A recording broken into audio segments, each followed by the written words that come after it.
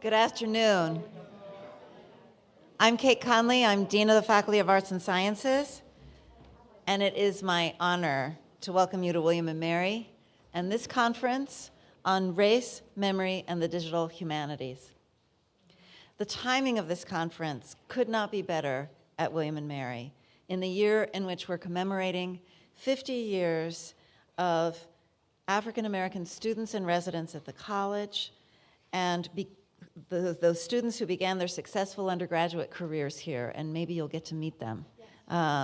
Lynn Briley, Janet Brown-Strafer, and Karen Ely. It's a very exciting time in which we're commemorating their legacy.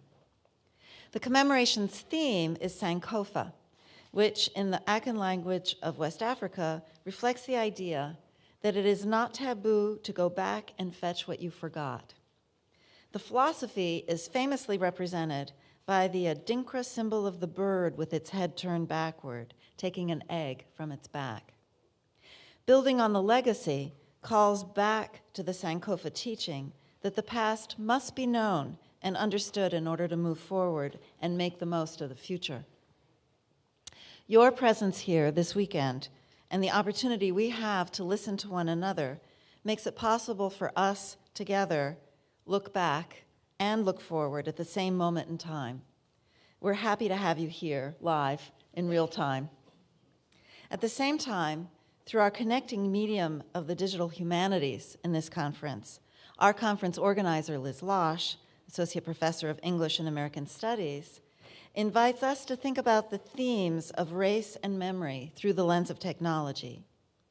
Thanks to Liz, our first colleague hired as a digital humanist, although we uncovered others as we prepared to welcome Liz to campus, in a search for a new media ecologist, and Associate Professor Brett Wilson from the English department, we now have on campus the Digital Equality Lab. You can see the logo on your program, which brings together faculty and students to think about how technology may be used to break down hierarchies and barriers between people. Thank you for being here. Thank you for bringing us your thoughts about these challenges today. Thank you for your participation. And for all of those of you who traveled to come here, welcome to William & Mary. Thanks.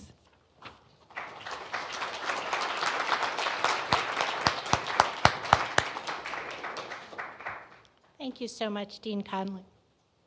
So I'm very excited to welcome you to this 3-day symposium devoted to discussions about race, memory, and the digital humanities, with many of the leading experts on this topic who've gathered together at William & Mary. Part of the reason we are assembled here is the logic of geography. As a site for digital scholarship in the region, William & Mary is also surrounded by major digital humanities labs and centers. We are fortunate to have many excellent neighbors doing exemplary digital humanities work. The University of Virginia, the University of Richmond, Johns Hopkins University, the University of Maryland, Georgetown University, George Mason University, the University of Delaware, all of which are represented at our symposium. And I know that many of you in the audience are also from other institutions in the region, so I welcome you and look forward to talking during the breaks. Another more shameful factor unites many of these institutions: their participation in decades and often centuries of racial oppression and white supremacy. The close connections between higher education in the United States and enslavement, segregation, Jim Crow, and massive resistance are disturbing. And these are not events separated from us by much historical distance. My first convocation as a faculty member at William & Mary in 2015 was the first without the Confederate battle flag, adorning its ceremonial silver mace. And just this year, friends and fellow academics marched in Charlottesville with counter-protesters who were harassed by Nazis and the KKK. However, organizations like the Lemon Project at William & Mary, the Georgetown Slavery Archive, the Commission on Slavery at the University of Virginia, and the University of Richmond's Mapping Inequality are using the tools of digital scholarship to address these continuing legacies. but certainly more can and should be done to inform and engage the public, and to do so with digital creativity and speculative design. Exemplary work by our presenters, like the Ferguson syllabus, Colored Conventions, Transform DH, Queer OS, and the Center for Solutions to Online Violence, can inspire us all to do more in this critical area. And did I mention our wonderful William and Mary students? And that Pamela Z will be performing Friday night at the Kimball Theater. So about 50 people worked for almost 2 years to organize this event. So I will save my long list of thank yous for our closing session. But I wanted to acknowledge a few important individuals before we begin. Our Dean of Arts and Sciences, Kate Conley, who you just met, has been a booster from the start. And it's been wonderful to work closely with the Dean's office, especially their logistics wizard, Cynthia Flannery. The director of the Almohandro Institute, Karen Wolf, and OI's amazing conference and communication director, Martha Howard, grew a regional event into a national one. Our Dean of Libraries, Carrie Cooper, has been a consistent supporter of not only this event, but of all our previous digital scholarship events. Lisa Meyer, Chair of American Studies, and Dennis Manis, Vice Provost for Research, connected us to finding resources that allowed us to expand our roster of speakers and range of topics. Jacqueline McClendon, the founding director of Black Studies at our campus, has been leading efforts to commemorate the 50th anniversary of African Americans in residence with a dazzling array of scholars, performers, artists, activists, community members, and witnesses to the struggles of the civil rights movement. She arranged for Pamela Z's visit, so look for people wearing 50th anniversary pins like this one for more information about these events. And please say hello to the 3 women of color who are members of the class of 1971 who are planning to join us at some of our events, and whose accomplishments and those who followed them we are celebrating. So if you have any other questions, look for our Equality Lab Fellows, who are graduate students in American Studies and are assisting us as event volunteers. Would those fellows please stand up so that other people in the audience can see them?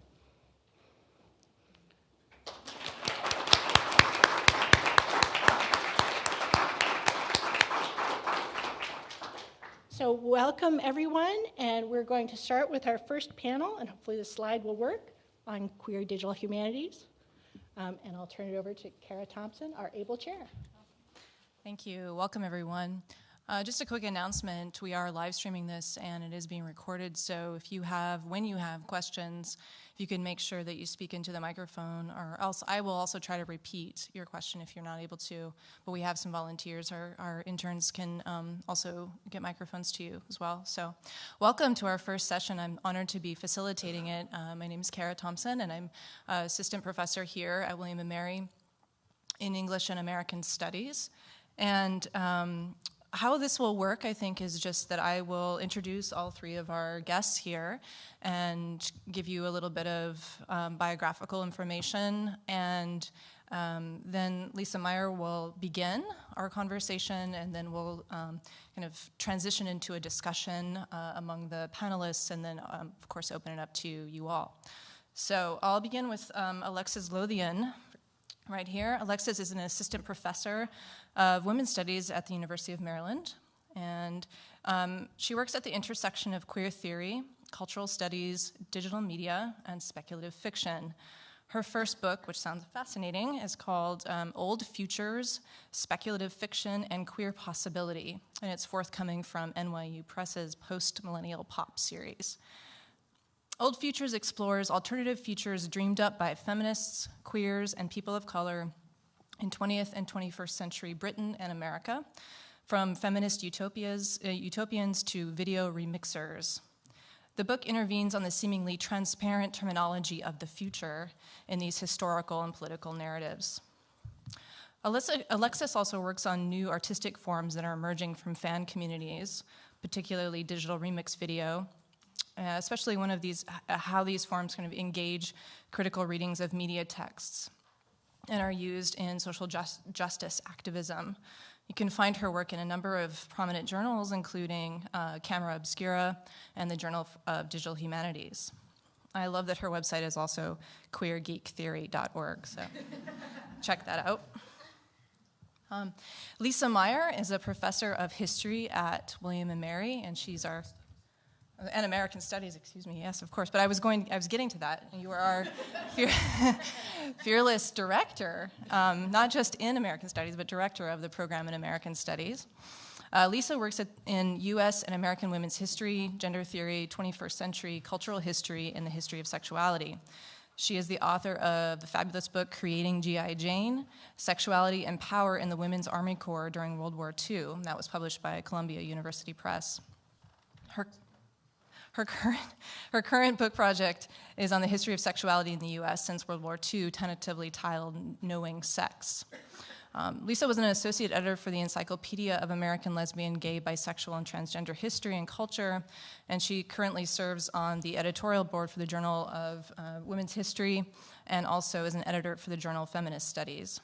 And Lisa directs the LGBTIQ research project at William & Mary, which I'm sure you'll be talking about today. And it's a digital humanities initiative that aims to better understand, articulate, and preserve the histories of LGBTIQ people and cultures in Virginia, and to make these histories accessible as digital materials and online oral histories.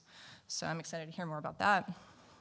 And down here is Amanda Phillips, who's an assistant professor of English and Film and Media Studies at Georgetown University. She's also the co-facilitator of the Digital Humanities Caucus of the American Studies Association, coming up very soon. Her research brings together interdisciplinary software and game studies approaches with feminist, queer, and critical race theory. She investigates design practices like digital animation and avatar customization to understand how difference is produced and policed in technological interfaces. And you can find Amanda's work in queer game studies, games and digital and culture, digital creativity, and debates in the digital humanities. So, both Alexis and Amanda are founding members of the Transform DH Collective, which is an academic guerrilla movement that works to redefine the capital D and capital H of digital humanities. So perhaps they can talk more about that. So please help me welcome these three amazing people, and we'll get started.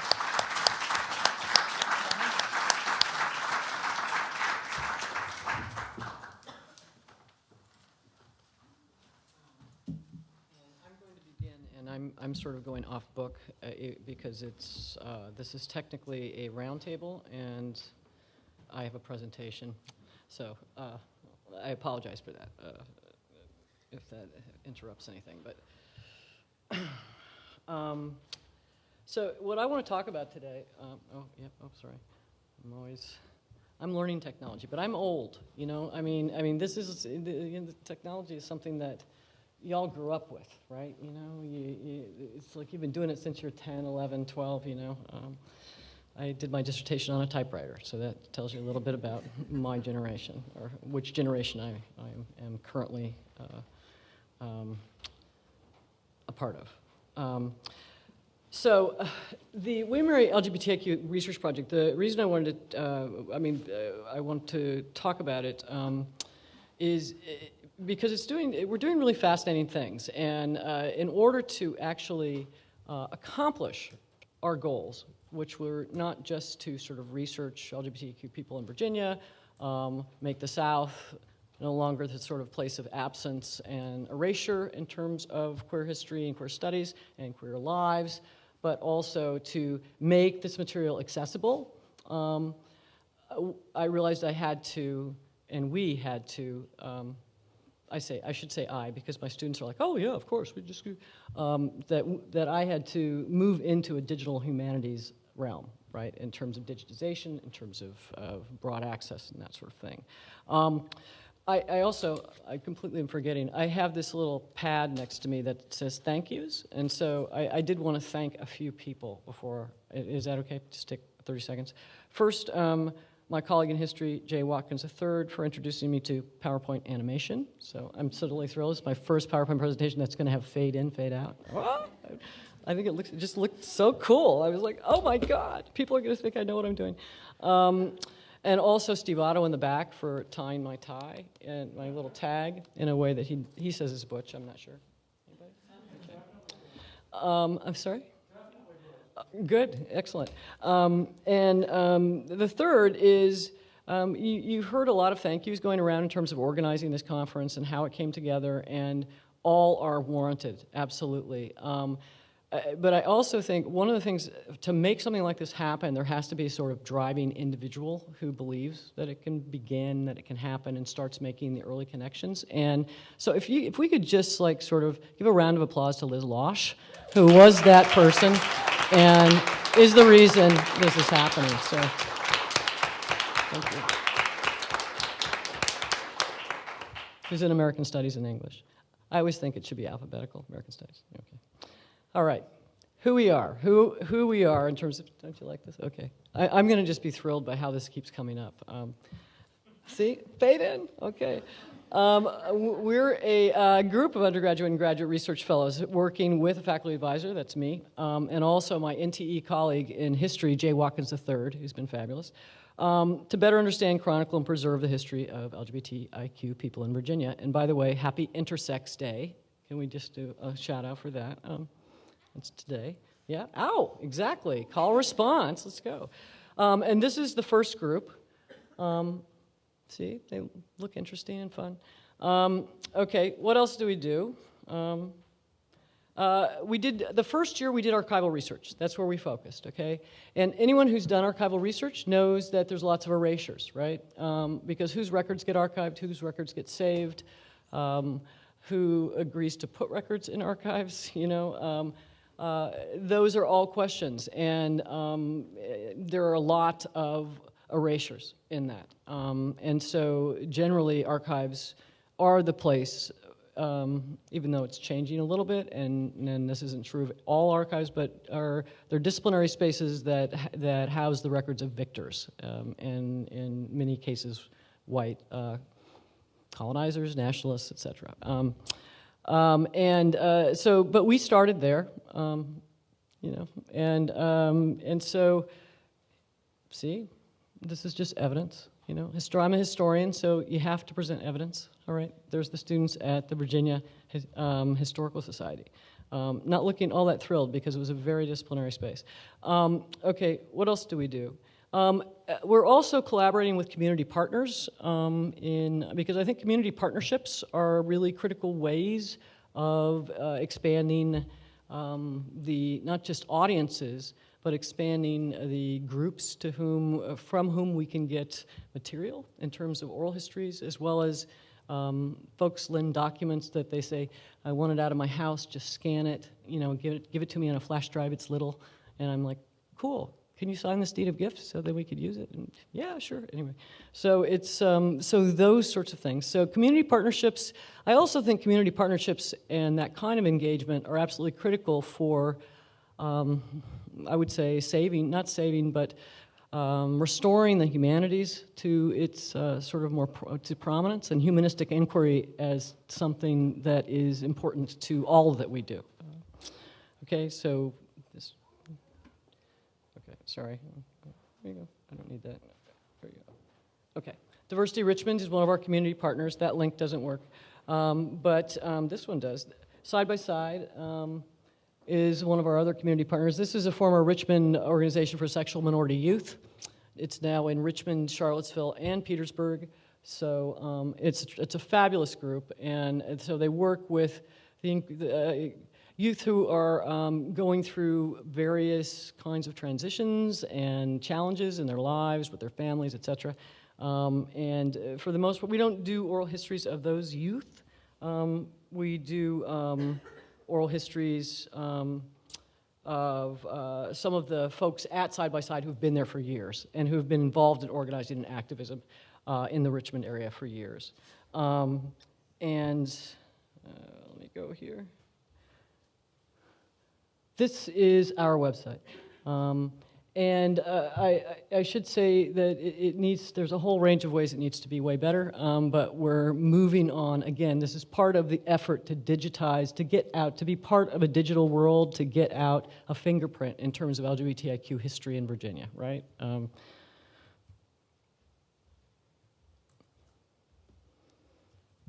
Okay, so these were the initial oral histories we did in fall 2017. So we start in the archives in 2016, move to oral histories. This is Diversity Richmond. Does anybody know about this organization? It's a former gay community center of Richmond. It's fabulous. It's wonderful. It has the best thrift store in the state. So just letting people know. If you're driving back to DC, you might want to make a stop. But the issue with Diversity Richmond is it is really committed to trying to have a diversity of voices be present, right? And a diversity of peoples as part of and representative of LGBTIQ cultures and communities. So what are our goals? We're looking to find, excavate, preserve, and all the knowledge and histories related to LGBTIQ people experienced in our state.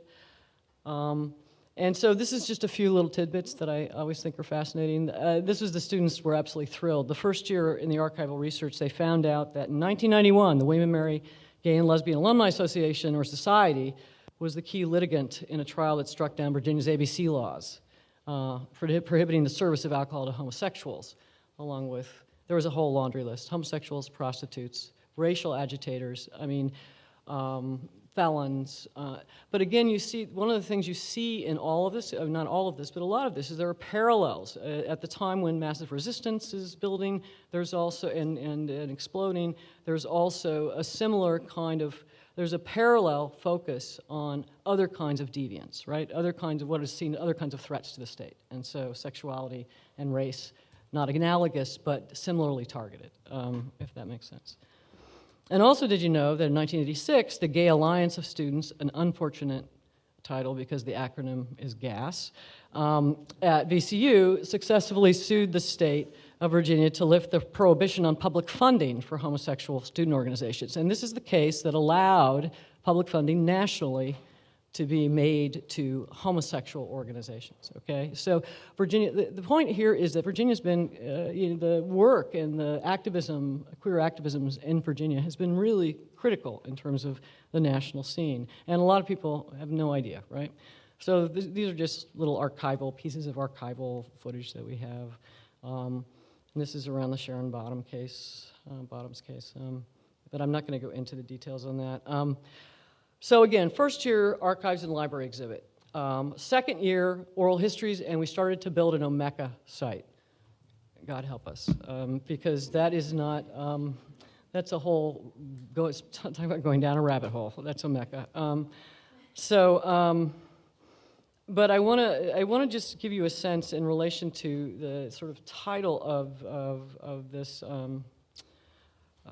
conference in terms of race and memory, because this is, what's really important, this was the library exhibit, okay? And one of the things you see from the library exhibit, and I should note that our original group of 25 students was 72%, almost 3/4% were students of color. So, but what they found in the archives was not materials relating to LGBTIQ people of color. What they found were materials relating mostly to white folks. And so our library exhibit was mostly white and mostly gay. Surprise, surprise. And so while it was a wonderful exhibit and we had great, we had, just a series of, these are just a series of the slides, but we also did I don't know if you can see this, we did a comment panel at the end so that people walking through the exhibit could write, what they thought. And you see on this comment panel, this was right after the opening, a great exhibit on white gay history, and then a series of other comments. And I have to say the students involved were really quite, they moved from devastated to then just committed to creating some change, about this. How could they do this differently? And one of the things we had started with is the notion of intersectionality. We need to really be thinking about these things together. But they were, in some ways, I'm doing this, they were sort of shackled in many ways by the fact of, the fact of what archives hold, right? So what we moved to do then is, this is when we started moving to oral histories. And so we've done, at this point, 38 oral histories through Diversity Richmond, and then we've done another 16 oral histories of William and Mary alums, and joining with the Stevens Project at Swim Library that's already existing. But the difference between the oral histories we've done and that the Stevens Project has is we've focused on William and Mary queer alums of color, and so tried to have those voices become primary in terms of what we're doing and be the lens through which LGBTIQ cultures, activisms, peoples, etc. are read in Virginia. So, and I apologize right now, I'm going to click on this. This is our Omeka site. And I won't apologize because this is Jennifer Ross, shout out, raise your hand, okay. Jennifer Ross was our fellow last year, our graduate fellow last year, and put this together. I mean, and it's a bare bones site right now, but she loaded 1,209 documents on it. So in terms of archival documents, it's terrific. There will be oral histories as well as transcripts to those on it. That's what we're trying to accomplish by the end of the spring. And the other thing is, you see Richmond in the background because we're simultaneously building an exhibit for Diversity Richmond of living history, queer history in Richmond, so that as a kind of this is about community partnerships. There's a reciprocity involved, and so that's where that is. And again, I'm so thrilled. This is just coming in and out, and the links work, everything. This is our aspiration to some extent. This is, believe it or not, the best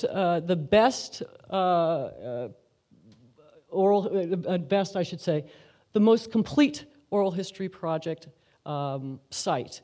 And they're not using Omeka, they're using SideShelf might be the thing they're using, but they're using Dublin Core, if anyone's a techie.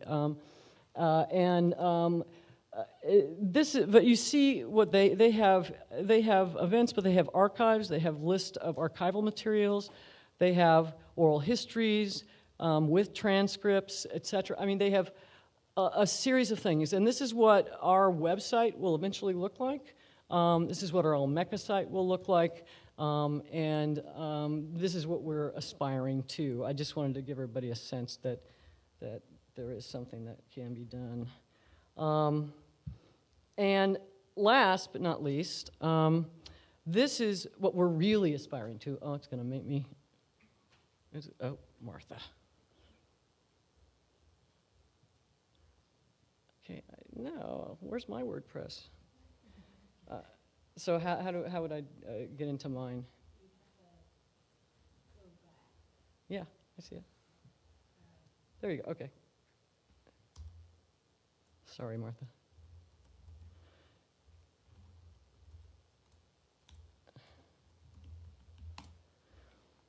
That was pretty quick for an old girl, wasn't it? Yeah. No, don't remember. Forget. Okay, so this is what we are trying to do eventually. Okay, this is a WordPress site that is not part of William and Mary, and it is a site sandbox right now. So. If you see here, it says LGBTIQ Virginia, linking LGBTIQ community history projects across the Commonwealth. And if you look at what it's about, where is it? Okay. That this is, there was some of us who got together and did panels at the Virginia Humanities Conference. That was at Norfolk State. All of us doing oral history projects and community history projects of various sorts from across Virginia. And so what this website is about is highlighting each of those projects and making, so that if you clicked on, eventually if you Googled, Queer Virginia, you would get this, that would give you, and let me see, where is it? Okay, welcome. Okay, and here we go. So we've got Richmond's LGBTIQ History Project, the Lynchburg Diversity Center, Virginia Department of Historic Resources, the Virginia Tourism Board is coming on board soon too, Rainbow History, Southwest Tidewater Queer History. Do you see how many history projects are happening in this state community history projects happening in this state, all of whom are attempting to digitize materials, all of whom are trying to make those materials available to a wide array and a much bigger audience. And so that is, that's our goal, is that this will be a constellation that, you know, that it's not really about putting Virginia on the map, though we could do that.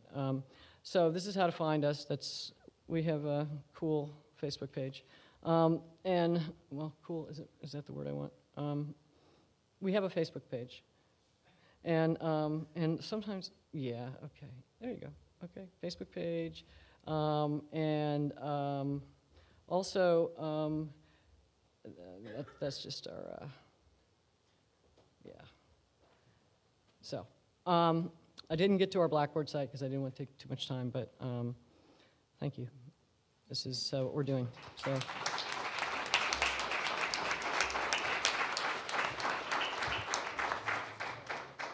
So we have about 45 minutes, and I was thinking left, and I was thinking maybe 20, 25 minutes among the three of you for, okay, for discussion, provocation, and then maybe we can open it up to the wider audience. Does that sound okay?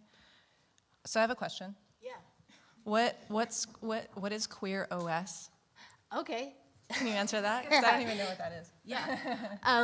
So I did not prepare anything, but I did just in the moments while we were waiting for the panel go and think, well, we should have some stuff to share. So, and listening to your talk, Lisa, thank you for it. I think it's actually really something we can do is think about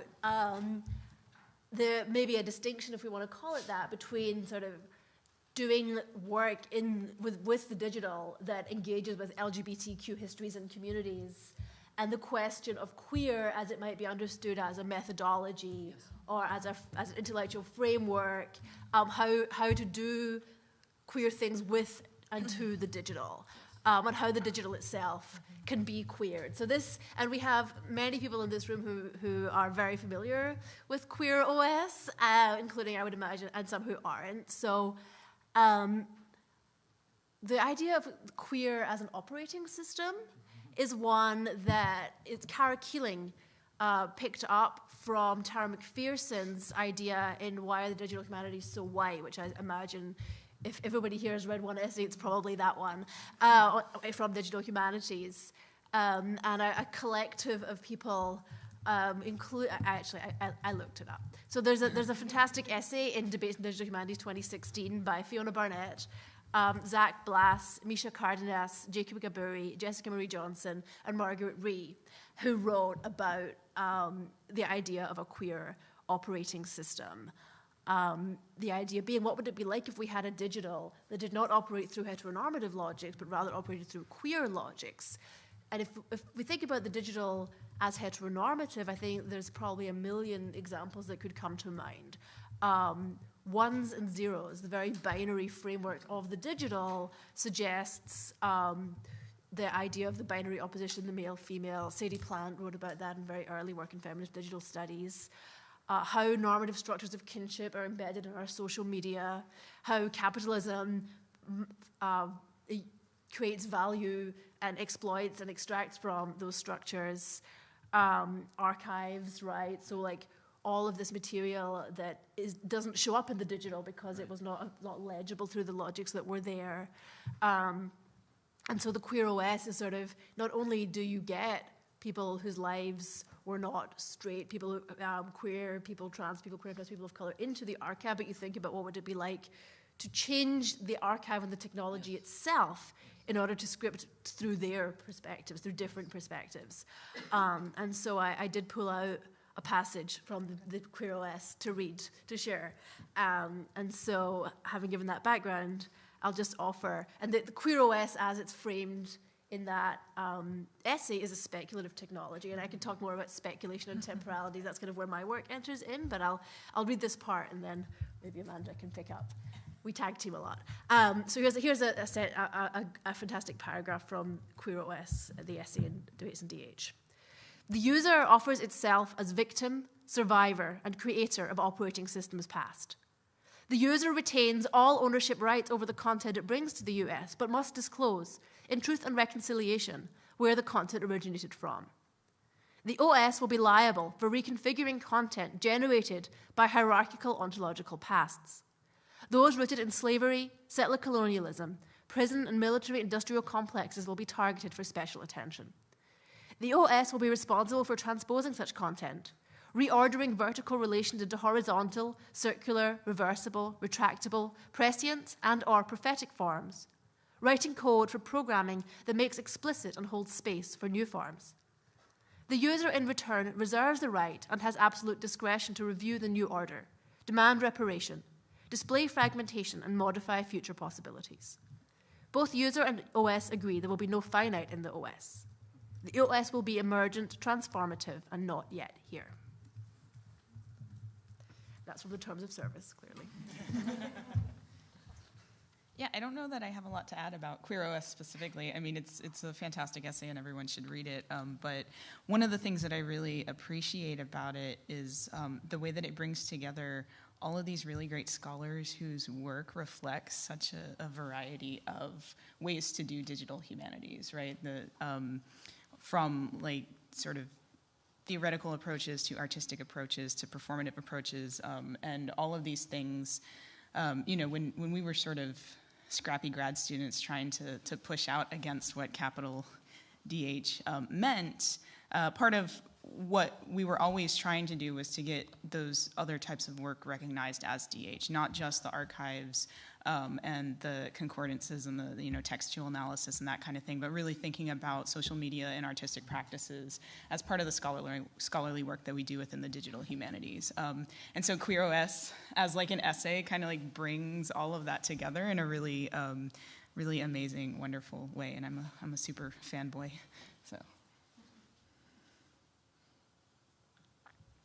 I'm struck by the sort of language too of like reconciliation and what was it, the reparation, and that is in the call for Queer OS. And so it seems to me that all of your projects are fortunately moving well beyond queer as sexuality, and again thinking about the very context that brings us here, and sort of so thinking how maybe you could talk a little bit about the engagement of queerness with critical race theory or settler colonial studies or indigeneity.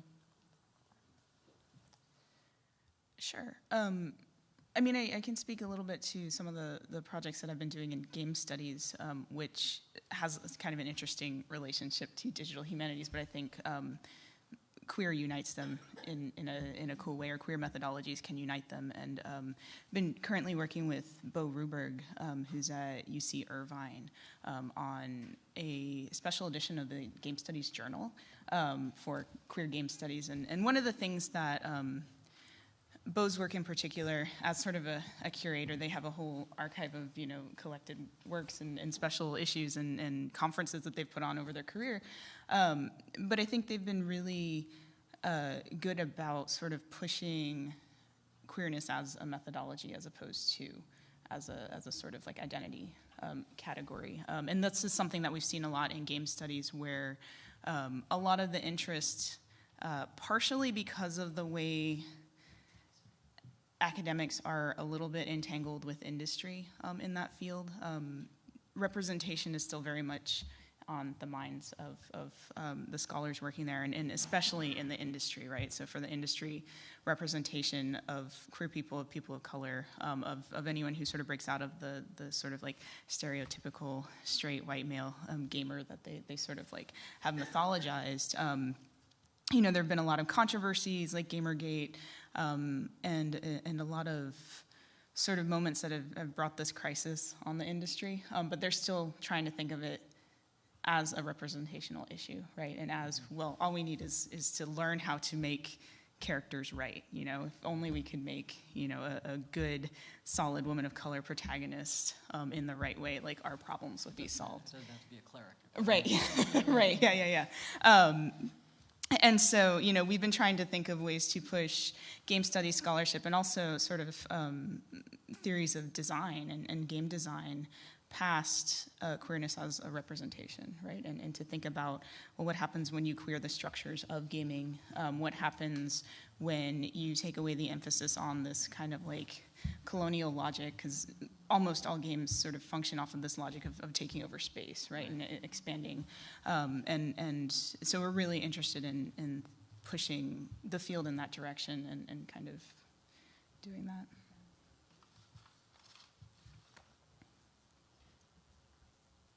I think, I mean, one of the reasons that I selected that passage from Queer OS was also because I think it showcases how people to me who are doing the most exciting queer work are the most exciting queer work is coming from queer of color and trans of color critique, right? That queer theory as a framework within the academy, it was always invested in unmaking logics of identity, but at the same time, had this sort of vexed relationship with logics of LGBT that's really just white, gay, and lesbian inclusion. And that, you know, if we look at something like the digital structures of social media, we can see ways in which a very narrow understanding of queer that's more identity-oriented is possible to include within.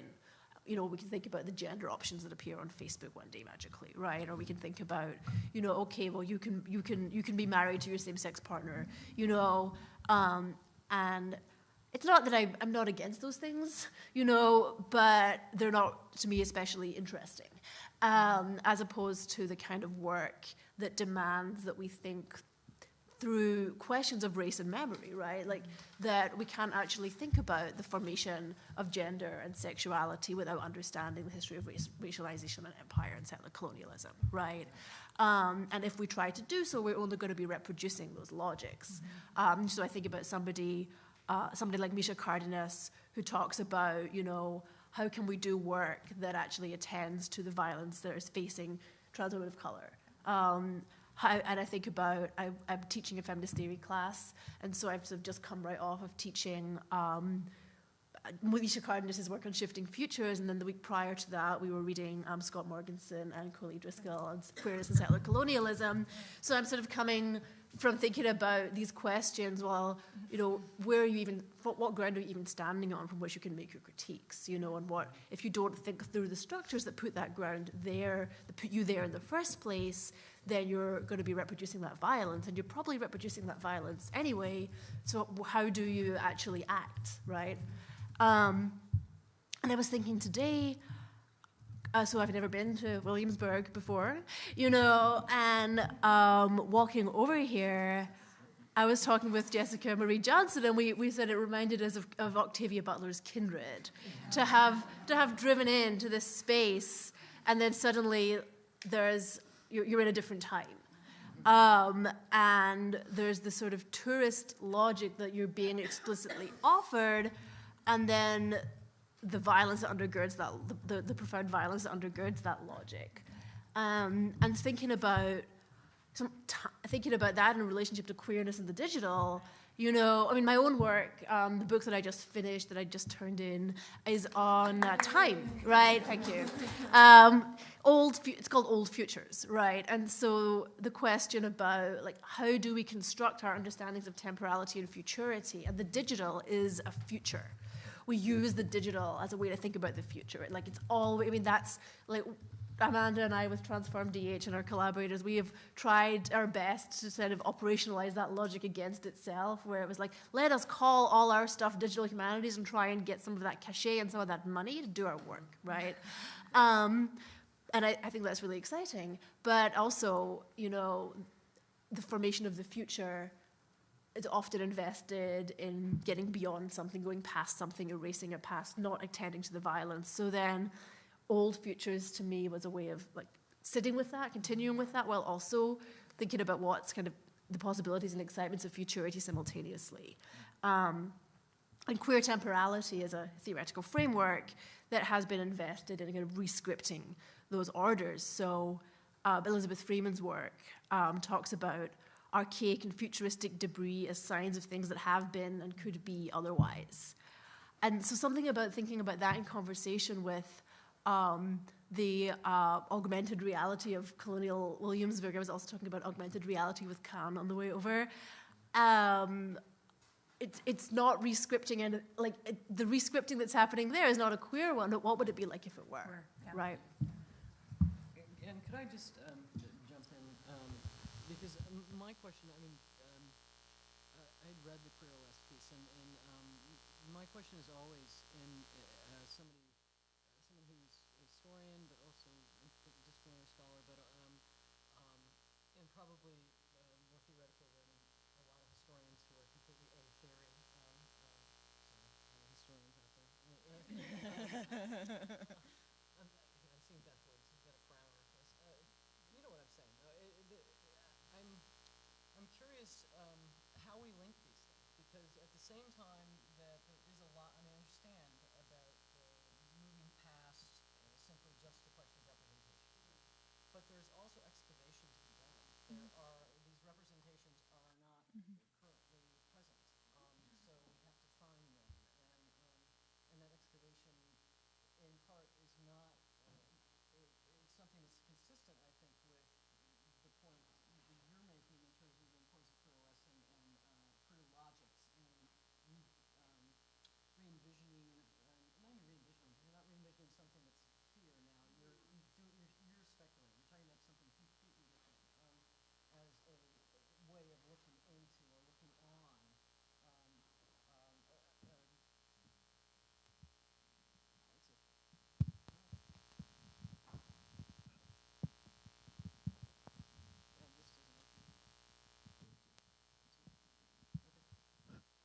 Anyway, so again, so back to the basic point is how do we link, in some ways, theory and practice, or praxis, if you will. It's actually probably a better term.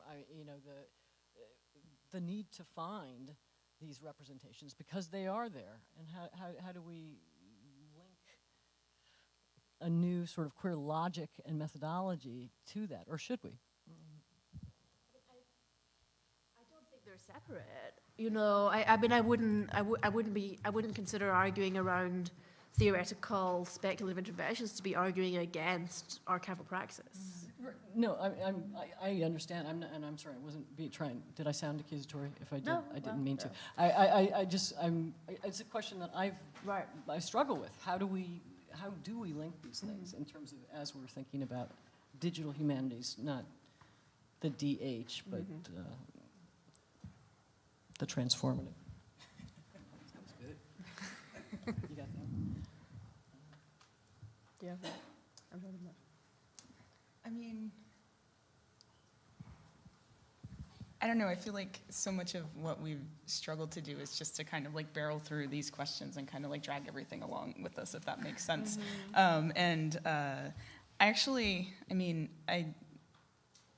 I like Sarah Ahmed for everything, but I particularly like Sarah Ahmed for the way that she thinks about identity categories and their importance to the more sort of structural things that we're trying to do with queerness. And I feel like she's able to switch between those registers. And also, I really like her work on institutions in particular, which, I've been thinking a lot about, both with my work through ASA and also having a new faculty position, and all of these things are sort of, questions are sort of swirling around in the kind of limitations. In some ways, like as a grad student, things feel really open, very stressful, of course, and like scary, but a little bit more open than once you start to get a job and like start to get put into the machine in certain types of ways. And so, being in that transition right now, I've been thinking a lot about okay, we had really big ideas when we had no one to, people to listen to us, but no real power to. Right, yeah, people telling us we shouldn't do it, or leave DH alone, or whatever was happening. And now that we're actually sort of going places, it's like, oh, geez, now how do we put this all into the works? Yeah. Oh, only just because similarly have those questions about institutions and positionalities and so forth. But I think something that I've been thinking about a lot is where the site of theory is. So do we do theory through like these academic genealogies that we might have learned it through, and then the idea that like there are people who don't do theory seems very odd to me. Like surely everyone is doing theory. They may not want to talk about it as that, Right. but so thinking Empiricism is theory. I mean, that's right. what I kinda say. So like what if you find something, and if you're going to dig through the archives and find something, that might be the theory, that like there might be something amazing piece of theory in that image that you find in the archive that then is transformative in some way. Sure. The other thing I would think about is labor. And like, so that's the question of Transform DH. But we never institutionalized Transform DH. We allowed it to be a hashtag. I think of it as a fandom, as a piece of sort of an idea that floats and anybody can have it. Yes. But that also means that like we've never had any money. Right. We considered, when I got my job at Maryland, it was like, should we bring Transform DH in some institutional way to Maryland? And we thought, no, we don't want to do that.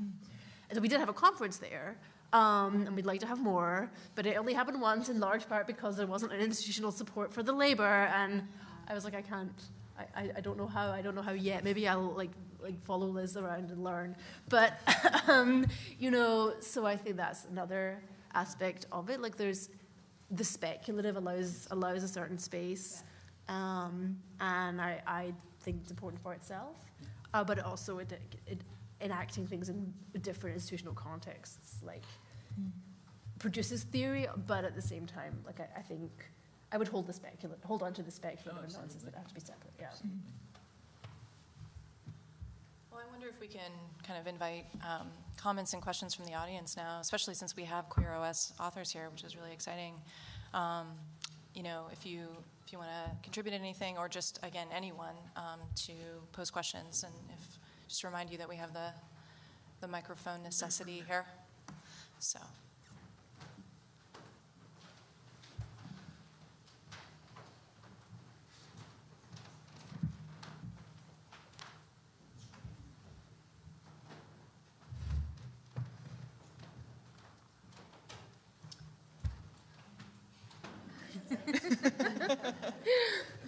Talking of labor. Right. Thanks. the wrong person.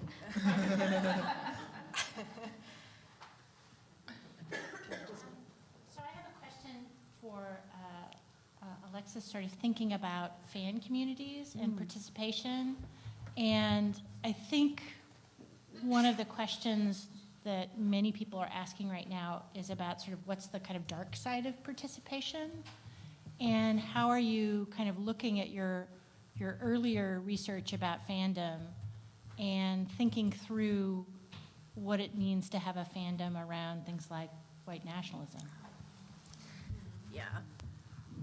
So I think I am thinking a lot about that. I think for me, one of the things that it brings up is how much scholarship around the digital has been fascinated with questions of form, and the idea that there was something about the form of the digital, the form of participatory culture, that would be radical all on its own. And I think it should have always been clear, but it has become extremely clear that the form reproduces what you put into it. And so it can be radical and transformative in all of these amazing ways that we love if we bring our politics to it and do stuff with it and create like things that can do that work. I think like fandom in terms of like geek cultures has a long history of imbrication with misogyny, with white supremacy, with various national projects, that is not new. I think it also has a history of resistance to those things, and a history of feminist and queer world-making, and a history of anti-racist knowledge production. I'm really interested in that history, and I don't think there's anything about fandom as such that necessitates those things, but I think that the addition of fandom and the question of like the way that fandom centers the affective, the way that it does invite everybody in, even the ways that it foments certain kinds of conflict when put in conversation with the actual politics of queerness, of feminism, of anti-racist politics, that's productive in really important ways, you know? So I think, like, in just in the same way as, you know, when we bring those frameworks to the institutional structures of the academy, there's work that they can do and there's work that they can't do. I think fandom has that also, you know. The other thing, the other thing with fandom is the question about its relationship to those institutional structures. Right. And when people are doing digital participatory knowledge production and then we bring it into our academic spheres, there's a lot that can go wrong, and a lot that we can fail to see as scholars. So I think that's the other thing I always want to think about in relationship to fandom. And it does make a difference who people are and what they're doing, right? Like, I don't feel that I would need to have the same political approach to doing work on, if I were doing work on white nationalism versus if I'm doing work on kind of radical queer fandoms that I might be personally allied with. I think there are frameworks that make a difference. Like, you can't just assume that everything operates in the same way. So. And I would add to that we're sort of in this moment of more people realizing that, like, all the new stuff is really all the old stuff, you know, happening over again. And it's interesting that fandom, or even, you know, gaming culture and that kind of thing, gets the spotlight because, you know, like, the digital in some way facilitated, you know, made it easier for us to find each other. But, you know, if you go back to the sort of letter writing, you know, fan role play kind of thing, and you know, paper zines and those kinds of things, like, we've always had these cultures over and over again. It's a little bit frustrating because things like Gamergate become the sort of icon, and now, you know, like, Gamergate was a canary in the coal mine for the alt-right, and we keep, like, pushing this, right? We keep pushing this standard forward, but, like, before Gamergate, there was Dick Wolves, and before Dick Wolves, there was, you know, all of these other sort of things, and it's kind of like, you know, women and people of color have always been harassed in whatever media period, and so it's not always, like, a really new phenomenon that we're trying to tackle. Could I say something just a little bit? Because I don't know. Okay, there it is. Because fandom for me is, old school. So not in its most current sort of permutations, but has always in part been a space, digital space, as well as old paper zines, right? For intervention and appropriation and remaking into something distinct, different, that is that is has a message that is not the same or similar, and often is opposite to what has been appropriated, right? I mean, I'm doing like a little Henry Jenkins in terms of who might be coming here soon, but that doesn't mean that it's not also contained within the same field, right? Am I making any sense? That it's to appropriate, redesign, and then like a video, right? So where the characters were, just on a very even vulgarly crass, simple level. Where the characters were, putting together characters that are represented in a series as heterosexual, and then putting them together in ways that queer them, and then putting that out there as a video. And so there's a kind of a radical possibility in that, at the same time that it is still caught within the same kinds of frameworks and systems of representation. Yeah. I work on. That's the kind of fandom that I work on, So, and yes, absolutely. I think there are kinds of world making that are happening that are maybe not oriented purely around representation, but they might not be contained in the video itself.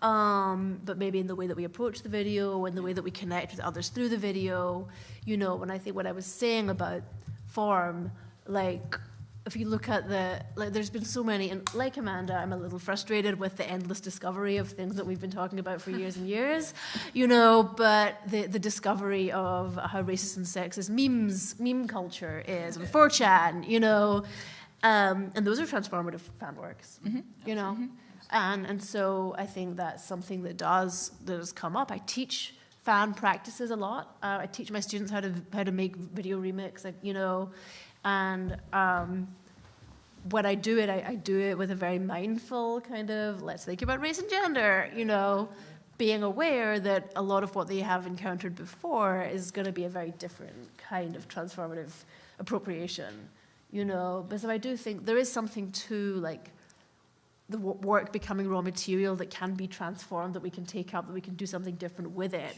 which isn't to say that the things people will do will be radical, right? No, but yeah. And just as a kind of like side response, we were very fortunate to have Jennifer Doyle out to Georgetown yesterday, and one of the things that came up in our conversation with her, of course, was harassment culture and that kind of thing, and she said something that really stuck with me and that I'm going to have to process a lot, but about the sort of way that we think about the alt-right and white supremacists' use of irony and satire to distance themselves from the violence that they are committing. She said for her, as someone who was sort of trained in late 19th, early 20th century American culture, that it reminded her very much of the logic of the lynch mob and the way that that kind of humor and distancing has always been a part of violence and of the spectacle. And so, I just wanted to throw that out there as part of this conversation because it seems like an important kind of thing to think about. Yeah. I mean, it reminds me of Catherine Cross is a writer who has written quite a lot about online violence, and one of the things that she wrote quite recently was about the need at this moment, but in general as well, to commit to taking things really seriously and to sincerity in a way that digital culture as a whole has often resisted. Like, that to not engage in that distancing. And I think, as academics, like, certainly I know that when I've done work on kind of very earnest forms of fan culture, I've had the question about critical distance often raised for me, and it's often like, especially when it's like very earnest work around race and gender and sexuality that is concerned with representation. And it's like, well, representation isn't enough. No, it's not, but all the same, the earnestness of the engagement seems to matter to me, and seems to be a connection to, like, it has already formed connections to political movements that are not just about representation, And so I think, like, there's a way in which the logic of, like, academic engagement also, like, can sometimes fall into the not taking, like, the like dismissal of things that seem too, I don't know, too sincere. Yeah, earnest. I remember showing a Slash video in a class that I was co-teaching with a professor when I was a grad student, and I thought it was the greatest thing ever. I was super, moved by it, and she tried to start the conversation with the students by going like, "Wasn't this a joke?" Like, no, that's like fandom, fanish affect. It's very sincere and very. Right. And I very think, real. Yeah, that's something that I find really valuable about it, and I'm really interested in that, how that interfaces with political stuff. So, yeah. Other questions?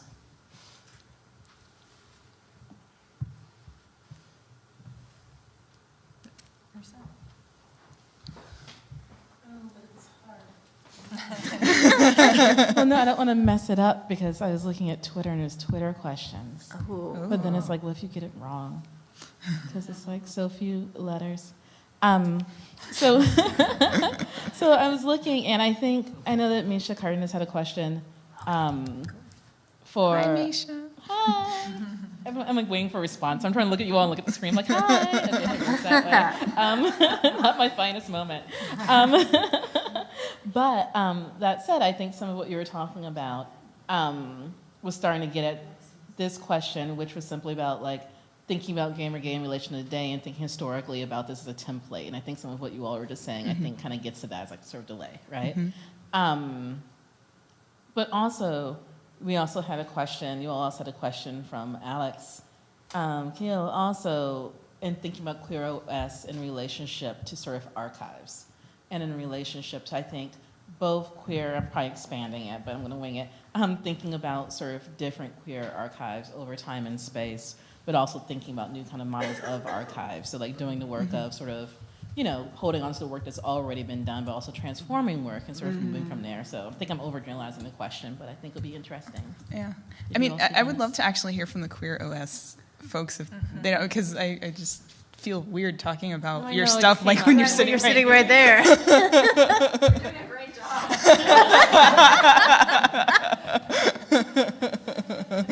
Okay. I tried. Yeah.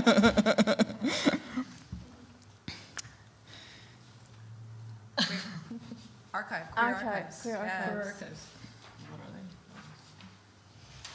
We're not the archives DH people. No, there's a lot of great work on archive stuff. Jackie. Yeah, all right. Can I just shout out that I saw something on Twitter recently, and I wish I could remember who it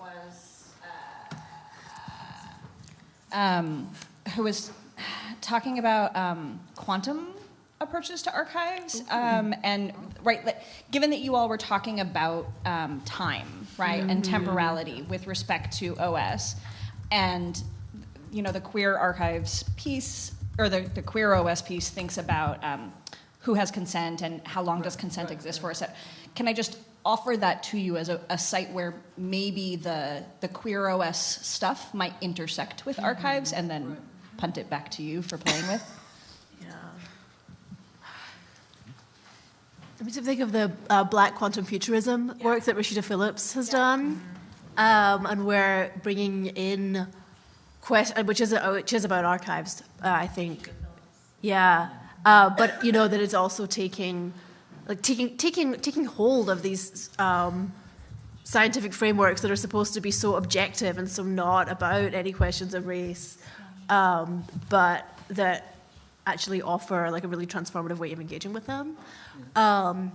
I mean, as I say, I know there are a lot of amazing historians in the room, and I don't want to speak far around archives. I feel like when I went for my book Old Futures, I actually did a lot of kind of archival stuff. Like I read a lot of old books, and there was something to me that was really important about going to this material with my perspective as somebody who's trained in cultural studies, contemporary queer theoretical perspectives, who's not trained as a historian, but going to that work and of course contextualizing it and understanding where it comes from and what it's about, but also asking, when we bring this work into the present, what does it do?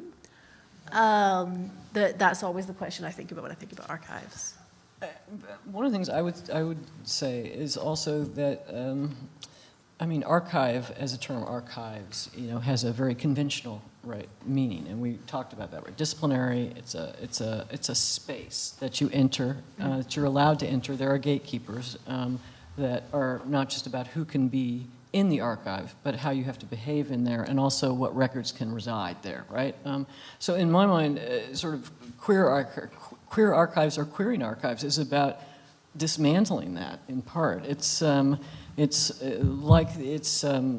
very good friend of mine who died recently, Horacio Roque Ramirez, who did work on queer Latina and Latino cultures in San Francisco. And he saw the archives as something that was constantly being built by the community. And so he saw not experts, not librarians, not et cetera, putting documents together or books together in a building where people could come, but rather in a community center where people could travel through and deposit things, and do you know what I'm saying? I mean, there's a whole kind of range of preservation issues, whatever, involved in that, but nonetheless, that it was who was creating the archive as part, what the space was in which that archive was created, and I think that the digital allows a space where that is in part about where you can create a queer, you can queer the archive. I mean, digital archives, in my mind, are not. Necessarily. I mean, keep using these terms going back and forth, conventional or queer or whatever, but they're non-normative digital archives. I mean, they can be. And I think there's a possibility for that. And so.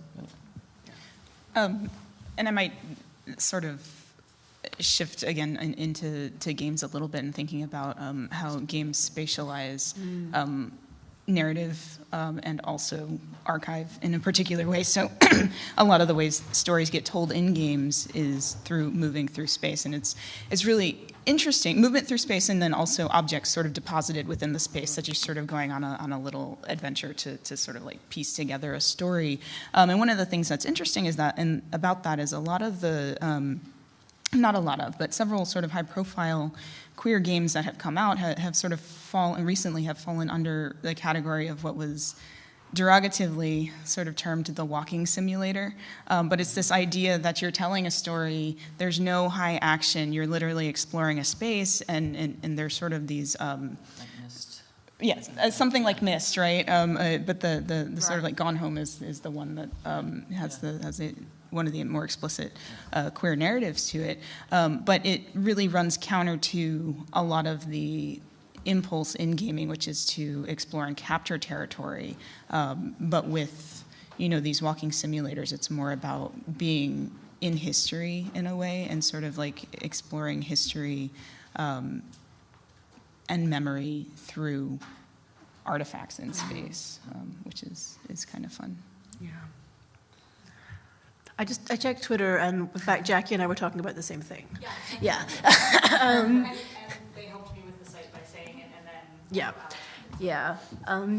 I mean, on archives, because I think, like, there is so much work on kind of queerness in the archive that revolves around, like, spaces like the Lesbian Herstory Archives, right, where it's, like, opening up a closed space, and digital archives have been a space to do that work, but of course, a lot of the early digital archival work that was so radical and possible ended up not being continued. And I'm thinking, so like Jackie's work on how these, like the possibilities that were created often did not get sustained because of questions of labor and infrastructure, and there are some that have been, so I mean, thinking about fandom, the Archive of Our Own is a space that, it's an online archive for fan fiction, right? And it began in 2007, I think, 2008. And fans formed a nonprofit around it, and it continues, it sustains itself, It has a board of directors, it has its own internal drama, like it's a full like institution now, And I wrote an essay about it when it was just beginning, actually, when all around this like queer archival possibility. And so I think, we can see places where that sustenance does happen. Right. But it's taken, like, fans do a lot of free labor for the sake of their fandom. Right. And the politics around free labor has become a lot more explicit, I think, in recent years, and people are less willing to do it, which is good. But at the same time, like, there's so much that's built purely on people's free volunteer labor. Right. And I worry about sustainability for the stuff that I do that for all the time, and I have no answer. Yeah. I would also point to Marissa's work on like haunting and stuff, and thinking about like queer archives as necessarily being full of haunting and sort of absences.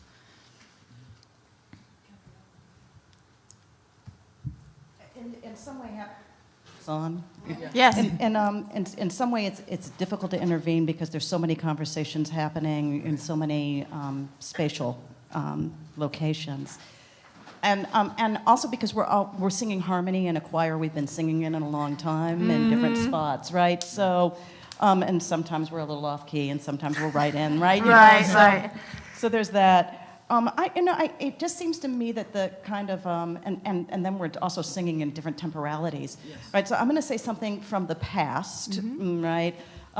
Which often needs to be said again and again, but like in any kind of fidelity to the archive that comes from our disciplinary spaces is going to present extraordinary problems for all of us who are thinking about. And so to address that, in addition to going to all the writing that has already been done in this room about ghosting, right, by so many people, thinking about our missions and articulating our institutional missions and institutionalizing a set of values seems to me to be very important. And giving ourselves permission to function as full-fledged organizations in the way that you just suggested, Alexis, in our own projects, which means that we have missions that we're accountable to, right? And it says things like, we will not reproduce all white queer exhibits, right? Because the archive presents us with that, right? We will not produce all male, right, archives, even though those are the delegates who are named in almost all of the colored conventions. Right. And then when we have a mission that's articulated, right, and we've given ourselves permissions to create structures that are articulated and written down, then we have a way to move forward in various aspects of our work across temporalities. Yes. Right, and that kind of institutional organizing work, right, that comes out of organizing. It doesn't come out of academics, certainly. Yes. Right, allows us then to articulate the politics of accountability. Yes.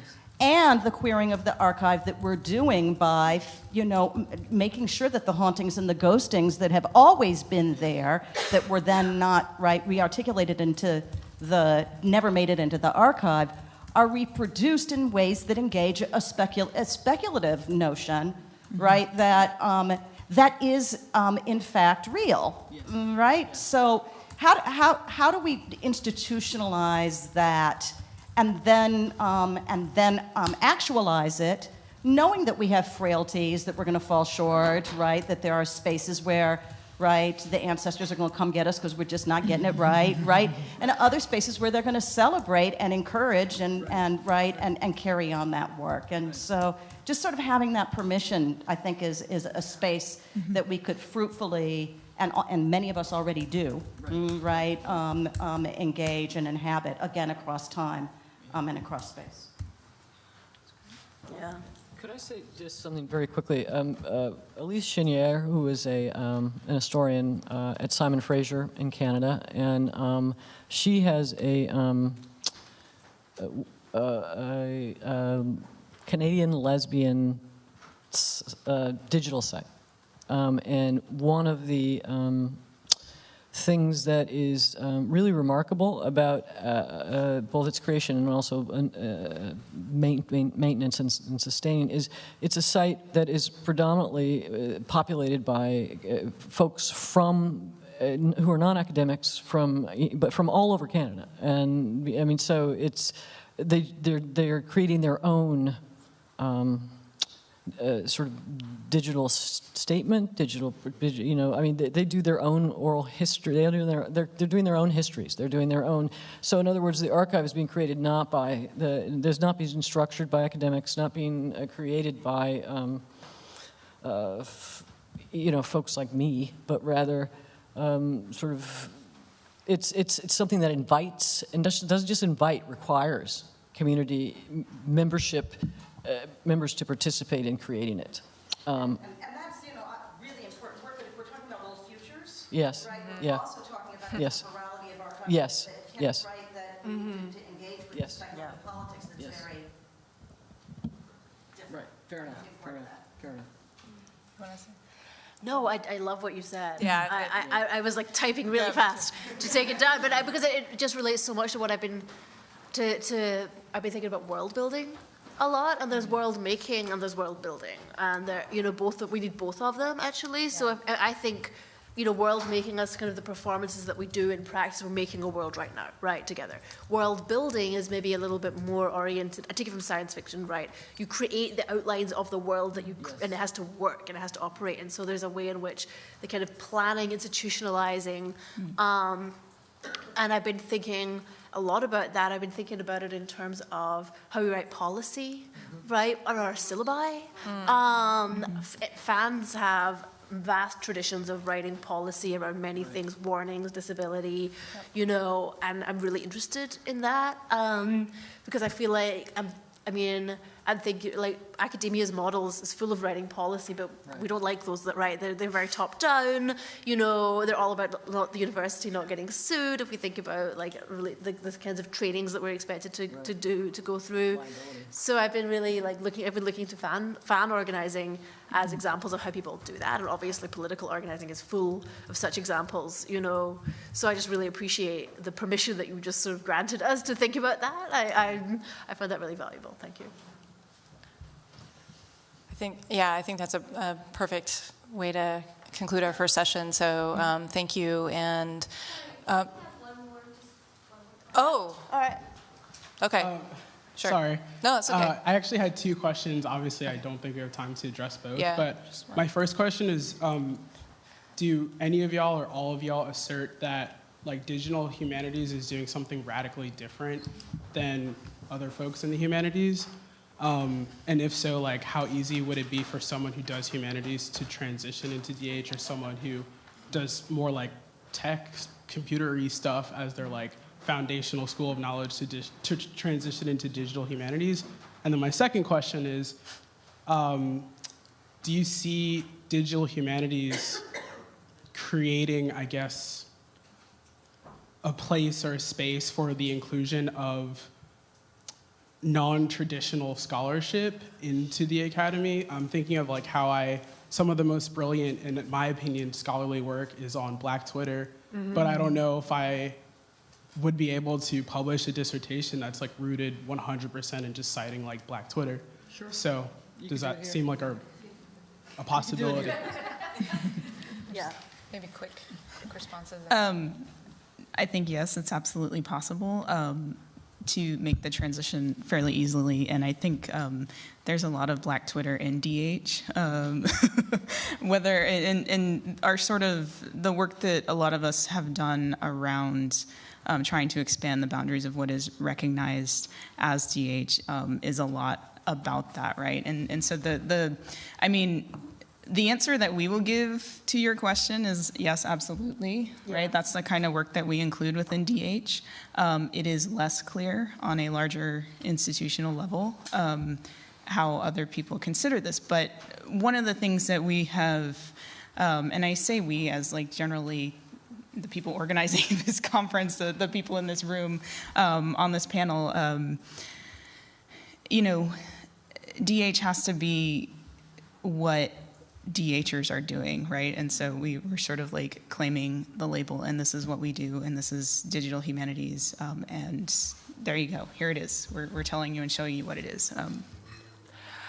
I would say in that sense, you ask, is it different from the humanities more generally? I would say no. Mm-hmm. And I would say no in a way that what the humanities is also varies greatly depending on who you ask and where you are, right? So, the work, the groundwork to think through knowledge production in ways that exceeds the academy, in ways that acknowledges the academy's implication in histories of empire, colonialism, white supremacy, and patriarchy, has been done and is being done in the humanities, right? At the same time as the very reproduction of those very same structures is also being done in the humanities. And the same is true for the digital humanities. So if you're thinking about doing the work that, the question is where and with whom can you do the work that you want to do? Right. Yeah. And who's doing work that's cognate with that, and can you go find those people? And that doesn't necessarily mean physically, right? That could be reading their work, going online. I think there's thinking through what's possible at local institutional levels and among individuals and what is being done. There's no one singular answer for any of those things. Right. Mm-hmm. You could do it here in American Studies. You could do it at University of Maryland. Okay. You're being recruited, I think. It's already here. All right. Obviously, conversations to be continued.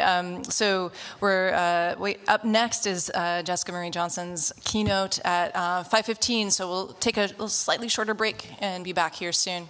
Thank you.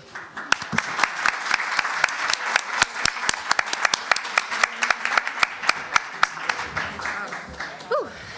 All right. Dragon Age Origins.